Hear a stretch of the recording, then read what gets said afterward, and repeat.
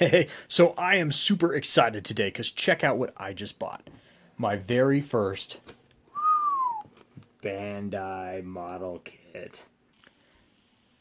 I mean, just look at the detail on this thing on the package. I mean, that is just gorgeous. Reproduces the Death Star. It's got landing gear. Look at R2. Look at the detail on this model. Look at that. And it's not going to be a big deal. I mean, the actual product may vary slightly from the images on the package. Okay, well, I mean, no big deal, right? I'm sure it looks great on the inside. I mean, yeah, it's going to take me a little while to build it, but it's going to look great. Let's check it out. There's the directions.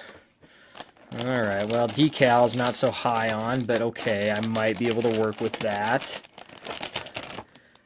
Yeah, okay.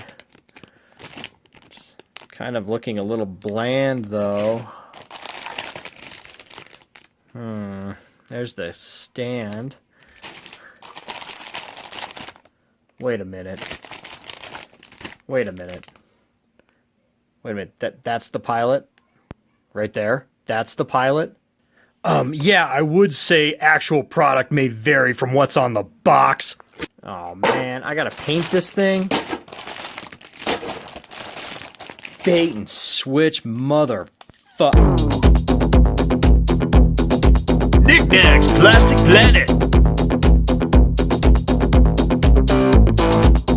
With your host, it's Knick-Knack!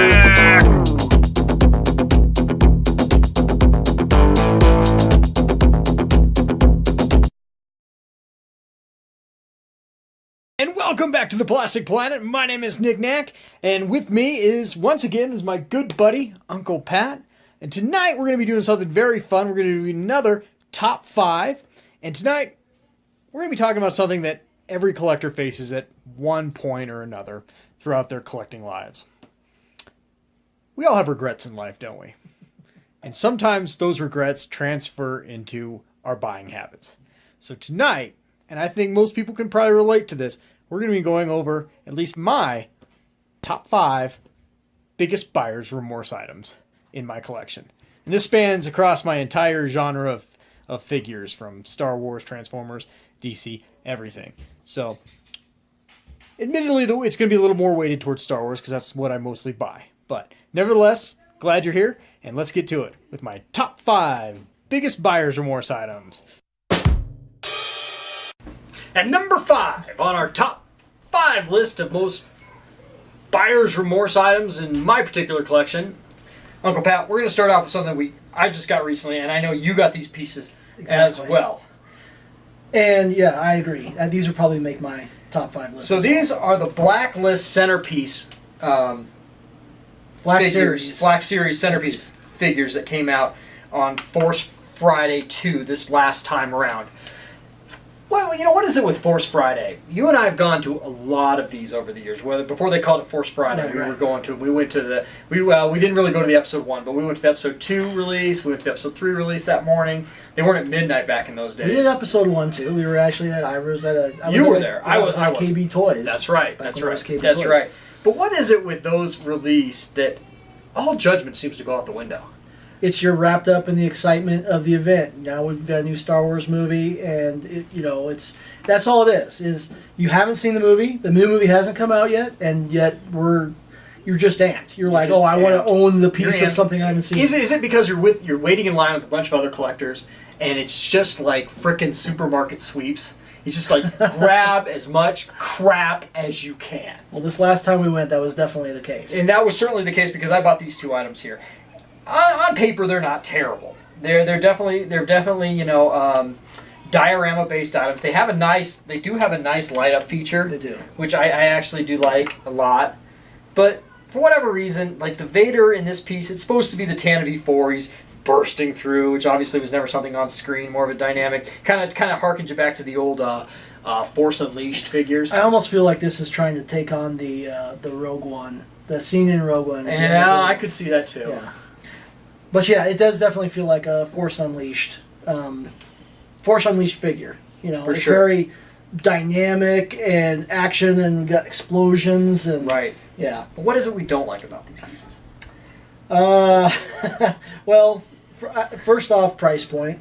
That's the Price biggest point. I mean, if these were $20, there'd be no Right. complaints. They were $50 These a were piece. 50, but this is $100 on this table. Right. That's half a Hot Toys figure. That's right.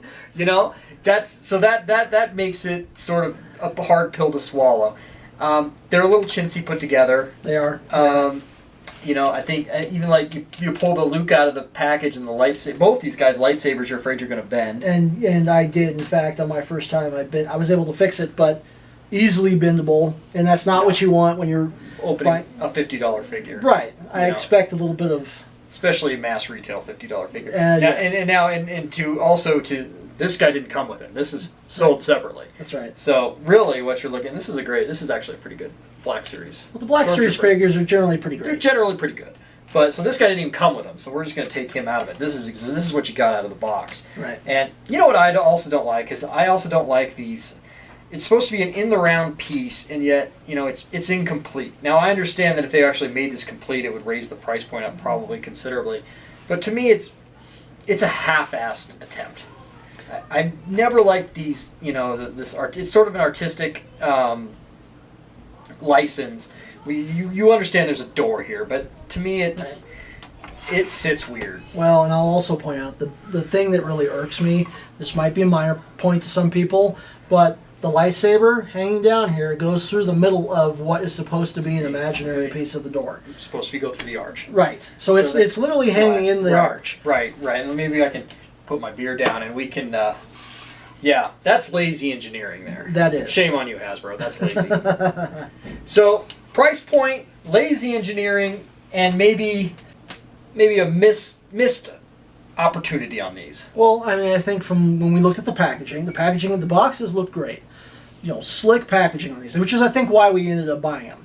Because if this was as quality a piece as they laid it out to be, we probably wouldn't be having this conversation. But it just the weight and they look on the box like it's going to be almost a polystone statue. Exactly, it's almost like a gentle giant. Right. But Almost it like does a gentle giant, fall so short. Falls so flat. And you know what's going to make these even more of a top 5 buyer's remorse, and actually probably move them up in the list, is when these are price pointed down to $10 on clearance in 6 months. Yes. And we're going to want to throw up every time we walk through Walmart and see that. And there is a lot of them out there still, so right. It's highly likely. That's right. So, with a bullet, number 5 on my top 5 buyer's remorse are the Black Series centerpiece items I bought recently at Force Friday. All right, now coming in at number 4 on my top 5 biggest buyer's remorse items in my collection is a familiar piece to you, Uncle Pat, because I think you had this piece as well. I did have the same piece, yes. And it's hard to believe this guy came out in 2003. Does it feel like it was that long ago? No. 14 years ago? Makes me feel kind of old. 14 years Older. ago. This thing's almost old enough to get a driver's permit. That's how old this piece is. and mine's showing its years here. But this is the 2003 Unicron from the Armada Transformers line.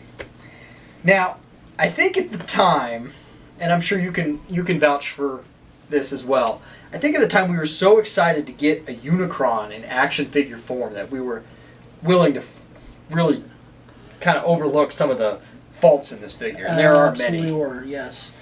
I think, well, even at the time, I remember, because since this is from the Armada line, even collecting the Armada line in general was, probably just, we really wanted to buy Transformers, and we really wanted to have some cool, new Transformers line stuff to get. And then, Right. like you said, I think it might even come. Did it come out around the time where they had another release of the Transformers the movie? 8th anniversary DVD would have came out in 06. Okay. So it was a little short of that. Okay. But nevertheless, the nostalgia factor on this thing is high. And let's face it, back then there's a lot of G1 looking Transformer lines that they've done in recent years. But in 2003 there weren't. Right. They were feeding us Transformers, but they looked very little like their G1 counterparts at the time. This was very close to a G1 counterpart. And the planet mode isn't actually terrible on this, but it's just the way he looks and the way he stands. I just never have really had I don't know. To me, he's just not even big enough. No. I mean, he's small, he's undersized, the colors are wrong. I know they've improved the colors in later versions of him. To the price point, though. And the price point, he was around $100, I believe. Yeah, he was. You know? And for when you spend, I mean, at least then, I felt like when I spent $100, get a lot more out of that, especially when it came to a toy. I mean, that's not maybe the case anymore, but back then, you spend $100, you get a pretty legit piece of plastic. Exactly. I mean, counter this to what I bought last year.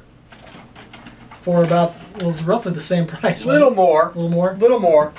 But I'm going to eclipse him. There's Fortress Maximus. Bang! You know? So, yeah. To me, this guy doesn't even get a place in my Transformers display. No, the Unicron, again, I think we were into it because at the time it was a character that had never been done before. The biggest bad in that movie, which in the movie was amazingly awesome. Right. And then, voiced by, of course, the late great Orson Welles. Right. You know, an amazing character. Mm-hmm. And then we got Mr. Orange and Purple here. Yeah. And yellow-ish. I don't know. Yeah. I don't know what they were thinking.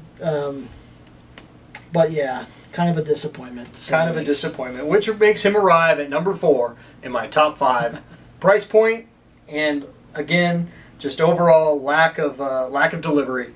Unicron gives him a number 4 in my top 5 biggest buyer's remorse items in my collection. Alrighty, coming in at number 3 in my top 5 most buyer's remorse laden items in my collection isn't even a single item, it's an entire line of figures. And that would be the Disney Elite Star Wars figures, sold exclusively at the Disney Store. Now, on paper, these should be fantastic figures. They are die-cast metal, and collectors love die-cast metal. Die-cast metal. I love die-cast metal.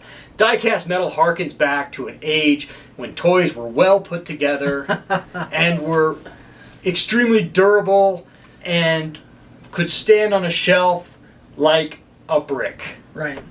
You could literally kill somebody with your die-cast Millennium Falcon just because it weighed like 5 pounds. Right. With sharp edges and everything. Well, these could kill you if you put them up on a high enough shelf and slept under them. True. These figures look great in the box. And they actually feel pretty good when you take them out of the box. The problem is, if you're an out-of-package collector like I am and like Uncle Pat is, these figures fall over. And boy, do they fall over all the time. I mean, I've got like the putty down here on these things, and they have pegs, but the pegs are so short and nubby that they don't even go far enough into the figure's foot to anchor it properly with the weight. So they're top heavy as all hell, making them completely worthless on a shelf. If you open these guys, you've screwed yourself, basically. Absolutely. And I mean, to your point, I think your point, the biggest point here is they could still be great if they had just fixed the peg that goes into the bottom of this thing. Right. You can't have a toy that weighs, roughly 3-4, I mean, maybe about 3 pounds. Yeah, some of them. Maybe Some of them a are little heavy. less. It's about less than a pound, but still. It's a little heavier than a pound. But I think the point Yeah. being is that it's very heavy, and you can't have a tiny little peg No. to hold that up. No, I've got. and then have loosey goosey Look, I've got joints. poster putty on this thing. Right. I mean, what's the point in having a stand if they fall over? Or your guy with the 3M strip. Right. Him in Yeah. place. Right. Now, I mean, there's some. Now, like in this case, this is actually pretty good up here. There you go. Case in point. Yeah, exactly. The droids are nice. Now, I did get this R2 unit, and this was from the Rogue One line of the Disney Elite. He's nice because he's not going anywhere. But even his third leg kind of falls in under the weight of the figure.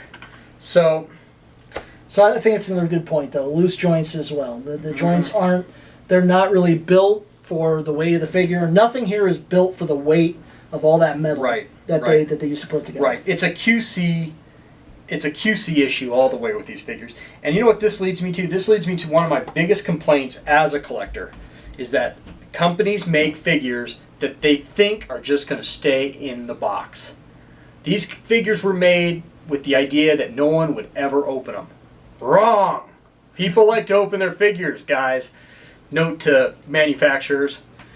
Well, of course, it's also, you talk about making it for the collectible or the collector. the diecast. They're playing on nostalgia. Absolutely. Right? So they're playing on nostalgia and then not making something that, like diecast is meant to be. It's meant to be held. It's meant to be handled because of the weight. If you leave it in the box, what's the point? You might as well do it in plastic. Exactly. So, for that reason, for those reasons, the Disney Elite diecast figures make my top number 3 of my list of items that I have the most buyer's remorse over. And boy, do I have a lot of buyer's remorse over these, because I got a lot of them, and I really just thought they looked great, and boy, I've just been disappointed with them over the course of the last 6 months, because that's all I hear in my room all the time. It's like listening to leaves fall, but they're heavy all the time. Now we're at number 2 of my top 5 biggest buyer's regret items in my collection.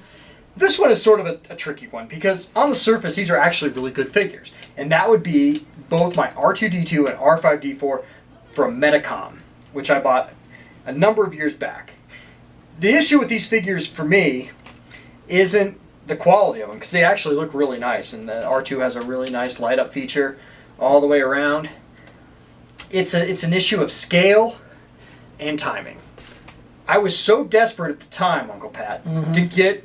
I love robots. I have lots of robots in this collection. Especially, yeah, droids. You love the droids. Love the droids, you know. So I was so desperate to get a 1/6 scale premium R2-D2 and C-3PO, and then later an R5-D4 into my collection, that I went ahead and got the Medicoms, even though I knew there were scaling issues with these figures. But I really didn't appreciate just how bad the scaling was. We talked about it at the time. And I said, it's okay. I really want these figures. Right. They're going to look good, and they did look good for the most part. And they still do. They still do. However, when you put them next to their more recent Sideshow collectible counterparts, the scaling becomes so horrific that these figures, while nice, almost don't have a place in the collection anymore. They're completely out of scale with everything. And so they look great on their own. Yep. You know, if the house was burning down and I had to grab one thing, well, it wouldn't be these, but if they were in reach, I'd grab them.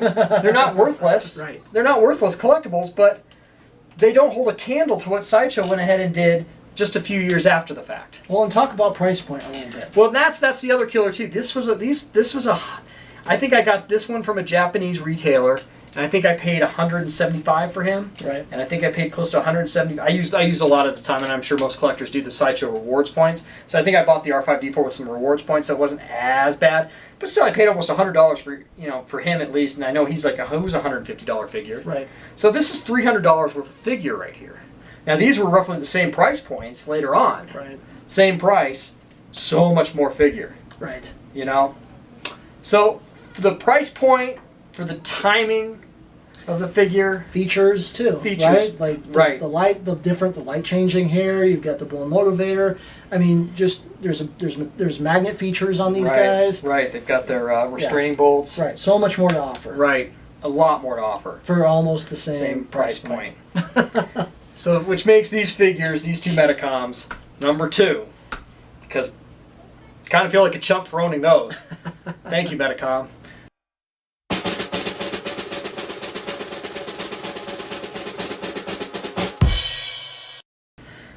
Alright, and now we've come to number 1.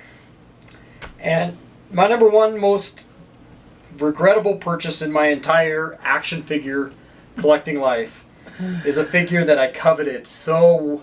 We all coveted this figure for months when I saw it for pre-order. That would be the Kotobuyakia, if I pronounced it right, Darth Vader from 2002. I don't remember. It was Kotobukiya. Kotobukiya, thank you. Yeah. Kotobukiya from 2002, I think. Anyway, the Darth Vader with such a dynamic pose and the carbon freezing chamber base, and I've lost the lightsaber and I lost an arm because he fell apart, and I really stopped caring about this figure once he started leaning over. Just bad vinyl. Just a bad vinyl delivery on this figure. I mean, once you got him out of the box and put him together, within months, he was leaning over on your shelf. Right, not from the fire behind us. No, he's not melting. This is how he always is. Right. Though not as bad when you first got him, he has leaned more as time goes. This is a figure that the years have not been kind to. And, it's too bad, too, because, honestly, it looks great. I mean, in a sense. I mean, the pose is wonderful. And it's just a shame it just didn't hold up. It's like you say, it's a QC issue. Because totally a QC issue. The sculpt was great. The original, when you got it out of the box, it was amazing. And, I mean, I think there was a number of us that got the same one. Yeah. And now I bought a knockoff, for a lot cheaper. But it's a mine fell apart. Yours fell apart much faster than mine did. Yours was complete garbage. Mine was only moderate. Oh, jeez, I think I just broke them already. That's all right. But, yeah, this is number one for obvious reasons. It's too bad. As you know, I'm a huge Darth Vader fan. Yep. I buy almost everything Darth Vader. And this used to be a grail piece of my collection. Absolutely. This was a centerpiece grail piece of my collection. And now it's almost garbage. Just about. Almost garbage. You just display it in the back behind other figures. Right. And the only reason I display it is just out of some weird sense of, I don't know, I spent money on this once upon a time. A lot of money. I can't, even missing pieces, I can't bring myself to throw them out. Anyway, that is it. Number one, the broken Kotobukiya Darth Vader from early 2000s. Alrighty, welcome to bonus time. And thank you so much, Uncle Pat, for sticking around for bonus time. Today in bonus time, we're going to be talking about Boosks. Bosks. We're going to be comparing and contrasting both releases of Sideshow Collectibles Boosk 1/6 scale figure. Now, I got mine back in, I want to say he's a 2011, 2012-ish. Sounds about right. Somewhere in there. And you just got yours in the mail today. Just got it in the mail today. So yours is the redone Boss that Sideshow just released, and mine is the original that they did a few years back. And right off the bat, there's some definite differences here. Some good, some bad. And we're gonna kind of dive into that right now. All right, so right off the bat, you can definitely see a difference in the skin tone between these two figures. This one is mine. This is the older version. And this one is yours, the newer version. Yours is definitely a lot darker. Thoughts on that?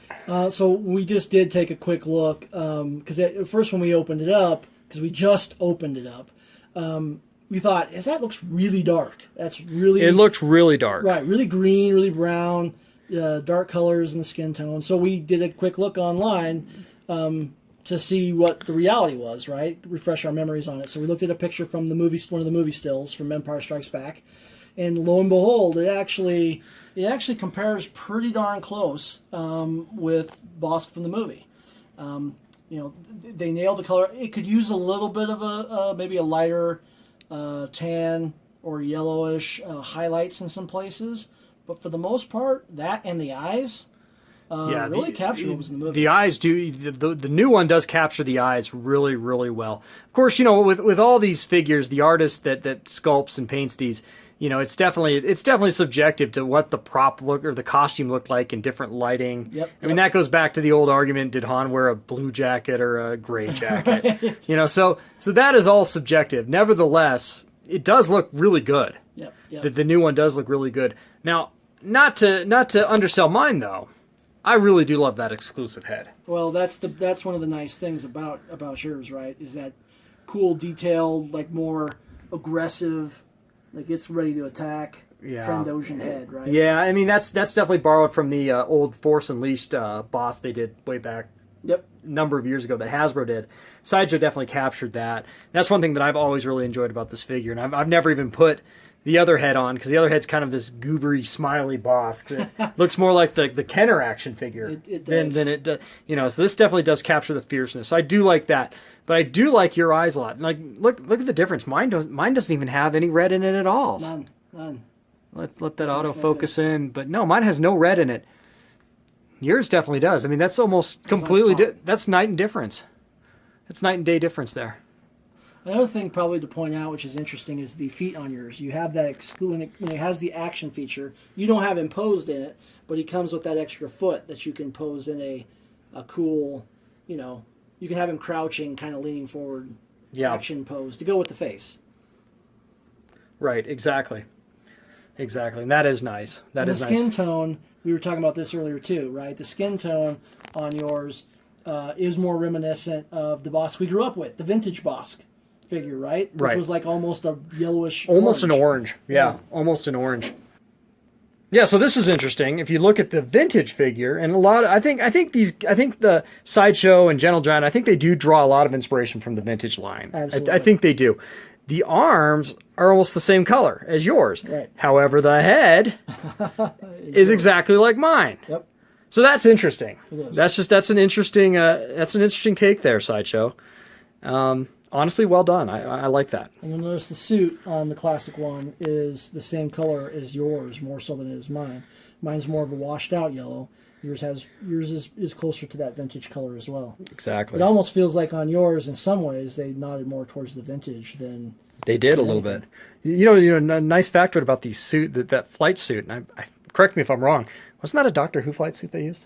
I think it was. I Yeah. want to say it was. I mean, I'm not a Doctor Who fan. My wife is, so I can't speak to that. But I think I read that somewhere. Anyway, that's not here nor there. And if I'm wrong about that, please feel free to correct me in the comments section. You can even call me a moron. It's cool. So, but anyway, that is our bonus time today. Is this contrast and compare, which is interesting. I must say, yours has a much better stand than mine. I'm so glad they went away from the hip grabber, claw stands and kind of went to the girdling crotch stand. I'm not sure if I was a figure which I'd prefer to have myself, but it definitely... You'd rather have cradle and cup and cradle instead of pinch? Maybe. I mean, at least it wouldn't crimp my waist. Yeah, right. You know. Fantastic. Still, there's plus and minuses to both of these. Yeah, both great figures. Both absolutely great figures. Well done, Sideshow. Alrighty, well that's going to be it for our time here at the Plastic Planet for today. I just wanted to thank Big Uncle Pat for joining me again here for our fireside chat. Yeah, that was a good time, and thank you so much for bringing over that boss so we can kind of compare and contrast. It's always nice. People like to see that stuff, I think. Absolutely. So once again, thank you for watching, and please like and subscribe. I really need that to happen. It really helps bring up the visibility of the channel, and if you like what you see here, that's awesome. Do me a solid like and subscribe. If you don't, well, go watch something else. There's a billion other things on YouTube. So anyway, that's it for the Plastic Planet. I've been your host, Knick-Knack. Thanks again, Uncle Pat. Till next time, stay awesome. All right.